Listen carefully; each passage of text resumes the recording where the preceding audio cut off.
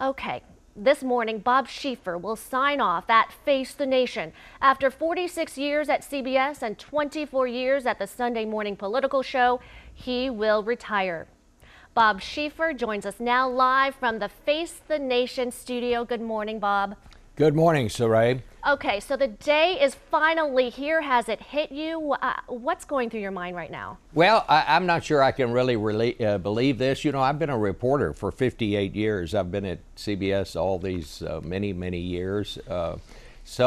It is going to be difficult, I think. You know, I'm kind of used to being in the middle of things, and I think I'm going to miss that a lot. But you know, it was just time to do this. I see so many of these people in Washington that just hang on until somebody comes along and says, "Come on, old fella, let us help you off the stage here." And I didn't want that to be me. I wanted to leave when I felt like, and I felt like people thought that I could still do this job. And so that's why we made the decision to do it. You know, Face the Nation was here long before I came to CBS, and I feel like we're going to leave it in very good hands. I think it'll go on for a long time after I leave this desk. We're going to keep the focus right on the news this morning.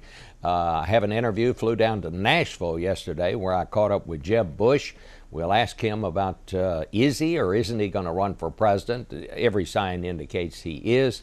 And we're also going to talk to CIA Director John Brennan about this law that's about to expire that gives the National Security Agency authority to do some of the things that intelligence agencies say are absolutely vital to our national security. And what happens if that law expires? That'll certainly be our first question to John Brennan. You know, Bob, we want to step back in time for a moment.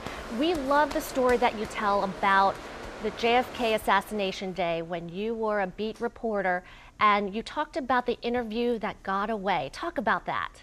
Well, that was the day I worked at the Fort Worth Star-Telegram. In those days, it was total bedlam when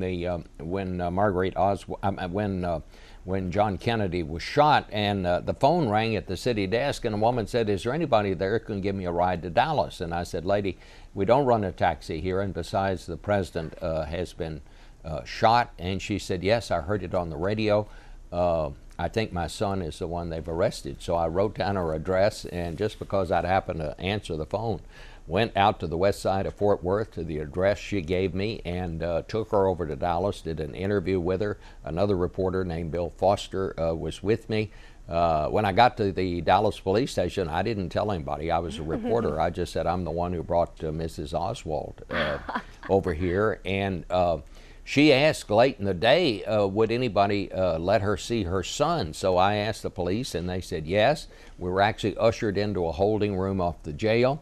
I thought I was going to interview Lee Harvey Oswald, and finally a guy in the corner said, "Who are you?" And I said, "What?" And he said, "Are you a reporter?" And I said, "Yeah." And he said, "Well, you get out of here." Oh, and man. so I did. So I didn't get that interview, but it was quite an adventure. Well, Bob, we can't even believe that you can actually stay away. We've got so much going on, the 2016 campaign. You say you're going to go into retirement, 3 months of just doing nothing? What's all that about? Well, I'm going to try to decide how I want to spend the rest of my life. I mean, I've never had a problem filling my day, and I'm sure I won't in this next adventure, as it were. But right now, I'm just not going to think too far ahead into the future about what I want to do next. But I'll let you know as soon as I figure it out. Okay, thank you, Bob. We love you, and best of luck to you, and have fun out there, okay? Okay, thanks, Ray. All right.